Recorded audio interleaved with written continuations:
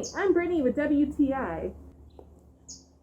And this AQKILO bear mask has made my bear video idea become a reality. So my husband and I like to make funny, silly videos, and we had this idea that required having a bear in it. So we looked into finding a realistic bear suit, and they were not that affordable. So I thought to myself, all I really need is a realistic looking head.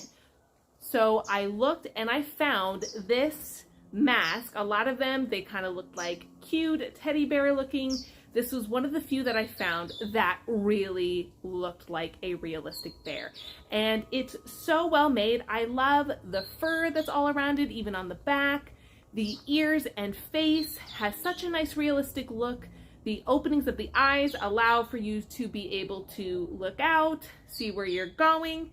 And it also has holes here in the nose and the mouth so that you can breathe.